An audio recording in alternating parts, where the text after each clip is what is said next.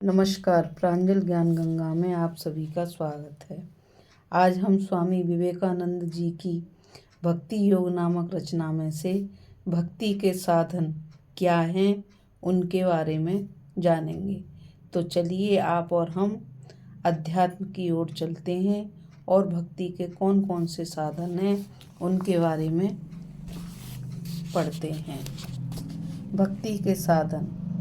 भक्ति लाभ के उपायों तथा साधनों के संबंध में भगवान रामानुज वेदांत सूत्रों की टीका करते हुए कहते हैं कि भक्ति की प्राप्ति विवेक, विमोह, दमन, क्रिया, अज्ञादि, कल्याण, पवित्रता, अनवसाद, बल और अनुधर्ष, उल्लास के विरोध से होती है। उनके मतानुसार विवेक का अर्थ यह है कि अन्य बातों के साथ ही हमें खाद का भी विचार रखना चाहिए। उनके मत से ही हमें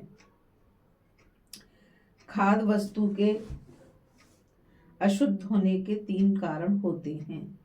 जाति दोष अर्थात खाद वस्तु का प्रकृतिगत दोष, जैसे लहसुन, प्याज आदि।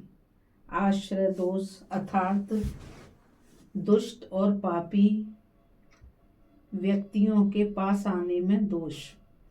और निमित्त दोष अर्थात किसी अपवित्र वस्तु जैसे धूल, केश आदि के संस्पर्श से होने वाला दोष।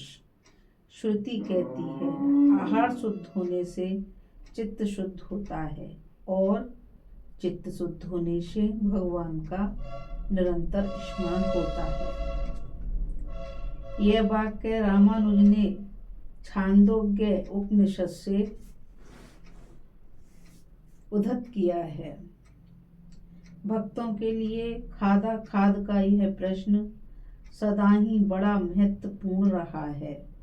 यद्यपि अनेक भक्त संप्रदाय के लोगों ने इस विषय में काफी तिल का ताड़ भी किया है, तो भी इसमें एक बहुत बड़ा सत्य है। हमें यह स्मरण रखना चाहिए कि सांख्य दर्शन के अनुसार सत्व, रज और तम, जिनकी साम्यावस्था प्रकृति है और जिनकी वैषम्यावस्था से यह जगत उत्पन्न होता है। प्रकृति के गुण और उपादान दोनों हैं। अतएव इन्हीं उपादानों से समस्त मानव देह बनी है। इनमें से सत्व पदार्थ की प्रधानता ही आध्यात्मिक उन्नति के लिए सबसे आवश्यक है। हम भोजन के द्वारा अपने शरीर में जिन उपादानों को लेते हैं वे हमारे मानसिक गठन पर विशेष प्रभाव डालते हैं। इसलिए हमें खाद के विषय में विशेष सावधान रहना चाहिए। यह कह देना आवश्यक है कि अन्य विषयों के सादृश इस संबंध में भी जो कट्टरता शिष्यों द्वारा उपस्थित कर दी जाती है, उसका उत्तरदायित्व आचार्यों पर नहीं है। वास्तव में खाद के संबंध में यह शुद्ध विचार गौण है। श्री शंकराचार्य अपने उपनिषद भाष्य में इसी बात का दूसरे प्रकार से विवेचन करते हैं। उन्होंने आहार शब्द की, जिसका अर्थ हम बहुधा भोजन लगाते हैं, एक दूसरे ही प्रकार से व्याख्या की है। उनके मतानुसार जो कुछ आहृत हो वही आहार है। शब्दादि विषयों का ज्ञान भोक्ता अर्थात आत्मा के उपयोग के लिए भीतर आहृत होता है। इस विषयानुभूति रूप ज्ञान की शुद्धि को आहार शुद्धि कहते हैं। इसलिए आहार शुद्धि का अर्थ है आसक्ति, देश और मोह से रहित होकर विषय का ज्ञान प्राप्त करना। अतएव यह ज्ञान या आहार शुद्ध हो जाने से उस व्यक्ति का सत्व अर्थात पदार्थ अंतकरण शुद्ध हो जाता है और सत्व बुद्धि हो जाने से अनंत पुरुष के यथार्थ स्वरूप का ज्ञान और अविच्छिन्न स्मृति प्राप्त हो जाती है। ये दो व्याख्याएं ऊपर से विरोधी अवश्य प्रतीत होती हैं, परंतु फिर भी दोनों सत्य और आवश्यक हैं। सूक्ष्म शरीर अथवा मन का संयम करना स्थूल शरीर के संयम से निश्चय ही श्रेष्ठ है, परंतु साथ ही साथ सूक्ष्म के लिए स्थूल का भी संयम परमावश्यक है। इसलिए आरंभिक दशा में साधक को आहार संबंधी उन सब नियमों का विशेष रूप से पालन करना चाहिए जो उसकी गुरु परंपरा से चले आ रहे हैं। परंतु आजकल हमारे अनेक संप्रदायों में इस आहारादि विचार की इतनी बढ़ा चढ़ा दी है कि अर्थहीन नियमों की इतनी पाबंदी है कि उन संप्रदायों ने मानव धर्म को रसोई घर में ही शामिल कर रखा है या सीमित कर रखा है। उस धर्म के महान सत्य वहां से बाहर निकलकर कभी आध्यात्मिकता के भानु प्रकाश में जगमगा सकेंगे, इसकी कोई संभावना नहीं। इस प्रकार धर्म एक विशेष प्रकार का कोरा जड़वाद मात्र है। वह ना तो ज्ञान है, न भक्ति और न कर्म। वह एक विशेष प्रकार का पागलपंसा है। जो लोग खादा खाद के इस विचार को ही जीवन का सारा कर्तव्य समझे बैठे हैं, उनकी गति ब्रह्मलोक में न होकर पागल खाने में होना ही अधिक संभव है। अतएव यह युक्ति युक्त प्रतीत होता है कि खादा खाद का विचार मन की स्थिरता रूप उच्चावस्था लाने में विशेष रूप से आवश्यक है। अन्य किसी भी तरह यह स्थिरता इतने सहज ढंग से नहीं प्राप्त हो सकती। उसके बाद है विमोक अर्थात इंद्रिय निग्रह। इंद्रियों को विषयों की ओर जाने से रोकना और उनको वश में लाकर अपनी इच्छा के अधीन रखना, इसे धार्मिक साधन की नींव ही कह सकते हैं। फिर आता है अभ्यास अर्थात आत्म संयम और आत्म त्याग का अभ्यास।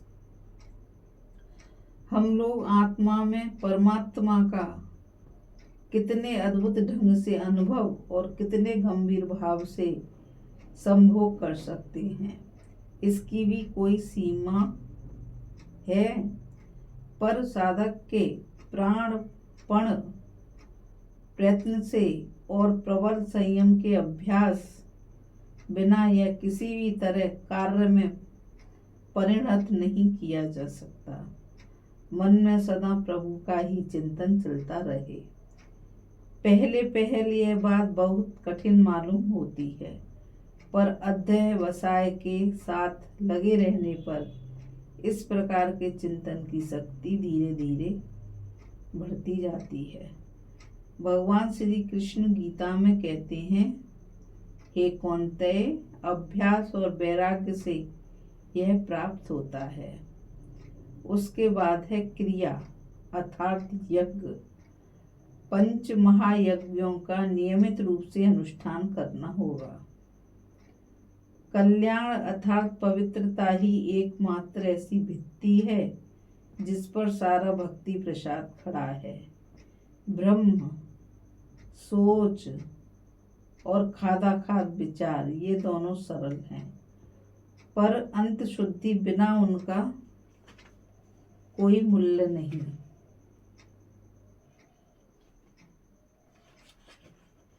रामानुज के अंत शुद्धि के निम्नलिखित गुणों को उपाय स्वरूप बतलाया है। सत्य, नंबर 1 सत्य, नंबर 2 आर्जव अर्थात सरलता, नंबर 3 दया अर्थात निस्वार्थ परोपकार,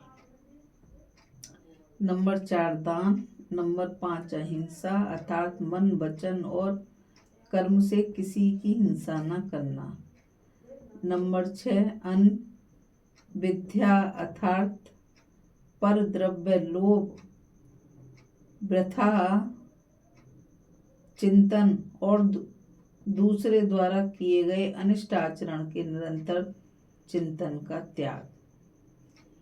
इन गुणों में से अहिंसा विशेष ध्यान देने योग्य है। इन सब प्राणियों के प्रति अहिंसा का भाव हमारे लिए परमावश्यक है।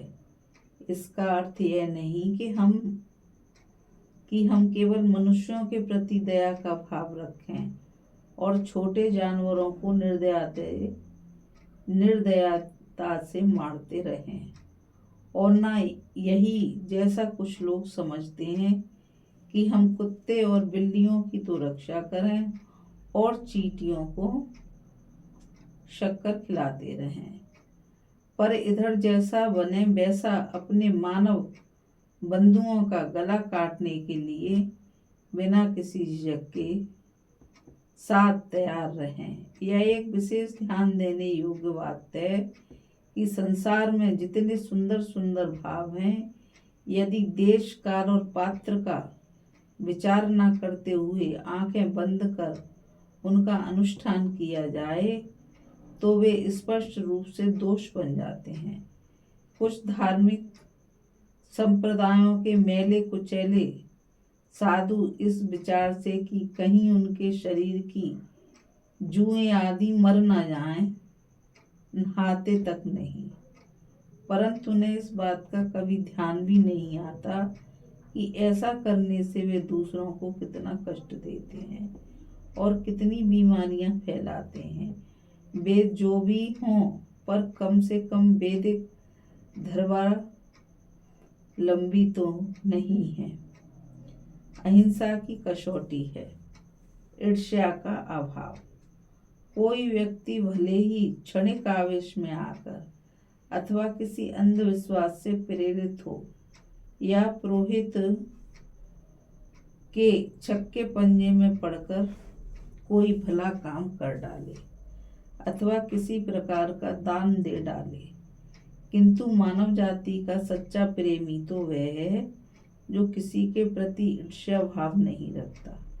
बहुधा देखा जाता है कि संसार में जो बड़े मनुष्य कहे जाते हैं, वे अक्सर एक दूसरे के प्रति केवल थोड़े से नाम कीर्ति या चांदी के चंद टुकड़ों की लिए ईर्ष्या करने लगते हैं।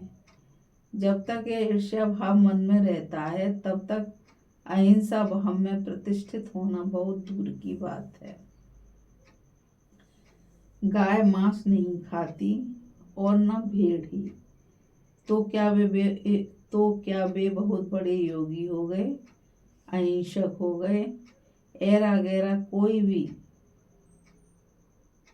कोई विशेष चीज खाना छोड़ सकता है, पर जिस प्रकार घास फूस खाने वाले जानवरों को कोई विशेष उन्नत नहीं कहा जा सकता, उसी प्रकार वह भी कोई खाद विशेष त्याग देने से ही ज्ञानी या उन्नत स्वभाव का नहीं हो जाता। जो मनुष्य निर्दया के साथ विधवाओं और अनाथ बालक बालिकाओं को ठग सकता है और जो थोड़े से धन के लिए जघन्य से जघन्य कृत्य करने से भी नहीं हिचकता, वह तो पशु से भी गया बीता है। फिर चाहे वह घास खाकर ही क्यों न रहता हो, जिसके हृदय में कभी भी किसी के प्रति अनिष्ट विचार तक नहीं आता। जो अपने बड़े से बड़े शत्रु की भी उन्नति पर आनंद मनाता है, वही वास्तव में भक्त है, और वही योगी है, और वही सबका गुरु है। फिर भले ही वह प्रतिदिन सूअर का मांस ही क्यों न खाता हो। अतएव हमें इस बात का सदैव ध्यान रखना चाहिए कि 12 क्रियाएं आंतरिक शुद्धि के लिए सहायक मात्र है। जब 12 कर्मों के साधन में छोटी छोटी बातों का पालन करना संभव ना हो, तो उस समय केवल अंतः सोच का अवलंबन करना शेषकर है। पर धिक्कार है उस व्यक्ति को, धिक्कार है उस राष्ट्र को जो धर्म के सार को तो भूल जाता है और अभ्यास बस 12 अनुष्ठानों को ही कसकर पकड़े रहता है तथा उन्हें किसी तरह छोड़ता नहीं। इन 12 अनुष्ठानों की उपयोगिता बस वहीं तक है जब तक वे आध्यात्मिक जीवन के घोतक हैं, और जब वे प्राण शून्य हो जाते हैं, जब वे आध्यात्मिक जीवन के घोतक नहीं रह जाते, तो बिना किसी हिचकिचाहट के उनको नष्ट कर देना चाहिए। योग भक्ति की प्राप्ति का एक और साधन है अनवसाद।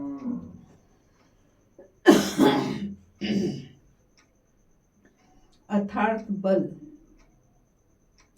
श्रुति कहती है, बलहीन व्यक्ति आत्मलाभ नहीं कर सकता। इस दुर्बलता का तात्पर्य है शारीरिक और मानसिक दोनों प्रकार की दुर्बलताएं। बलिष्ठ व्यक्ति ही ठीक ठीक साधन करने योग्य है। दुर्लभ कृश शरीर तथा जरा जीर्ण व्यक्ति क्या करेगा। शरीर और मन में जो अद्भुत शक्तियां निहित हैं, किसी योग्याभ्यास के द्वारा यदि वे थोड़ी सी भी जागृत हो गई हैं, तो दुर्बल व्यक्ति तो बिल्कुल नष्ट हो जाएगा। युवा स्वस्थ काय सबल व्यक्ति ही सिद्ध हो सकता है। अतएव शारीरिक बल नितांत आवश्यक है। स्वस्थ शरीर ही इंद्रिय संयम की प्रतिक्रिया को सह सकता है। अतः जो भक्त होने का इच्छुक है, उसे सबल और स्वस्थ होना चाहिए। अत्यंत दुर्बल व्यक्ति यदि कोई योगाभ्यास आरंभ कर दे, तो संभव है वह किसी असाध्य व्याधि से ग्रस्त हो जाए अथवा अपना मानसिक बल ही खो बैठे। जानबूझकर शरीर को दुर्लभ कर लेना आध्यात्मिक अनुभूति के लिए कोई अनुकूल व्यवस्था नहीं है। दुर्लभ चित्त व्यक्ति भी आत्मलाभ नहीं कर सकता। जो मनुष्य भक्त होने का इच्छुक है, उसे सदैव प्रसन्न चित्त रहना चाहिए। पाश्चात्य देशों में धार्मिक व्यक्ति वह माना जाता है जो कभी मुस्कुराता नहीं, जिसके मुख पर सर्वदा विषाद की ही रेखा बनी रहती है, जिसकी सूरत लंबी और जबड़े बैठे से होते हैं।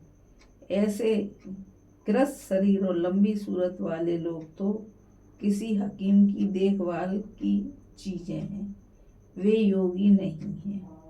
प्रसन्न चित्त व्यक्ति ही अध्यवसायशील हो सकता है। दृढ़ संकल्प वाला व्यक्ति हजारों कठिनाइयों में से भी अपना रास्ता निकाल लेता है। इस मायाजाल को काटकर ही अपना रास्ता बना लेना सबसे कठिन है, और यह केवल प्रबल इच्छा शक्ति संपन्न पुरुष ही कर सकते हैं। परंतु साथ साथ यह भी ध्यान रखना चाहिए कि मनुष्य कहीं अत्यधिक आमोद में मत्त न हो जाए। यही अनुधर्ष है। अत्यंत हास्य कौतुक हमें गंभीर चिंतन के अयोग्य बना देता है।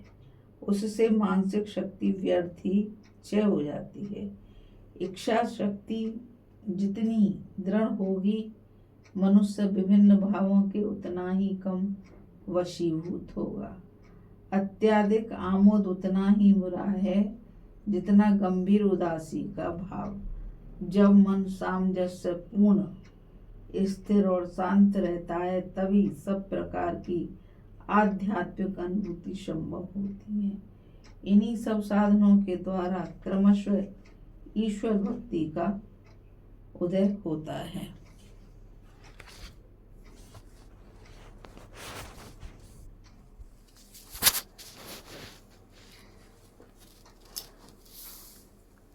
अभी हमने स्वामी विवेकानंद जी के भक्ति योग नामक पाठ को पढ़ा। नमस्कार। अब मैं आप सभी से यही कहना चाहूँगी कि इस चैनल को ज़्यादा से ज़्यादा लाइक, शेयर और सब्सक्राइब करिए, ताकि यह ज्ञान अधिक से अधिक लोगों तक पहुँच सके। राधे राधे। जय श्री कृष्ण।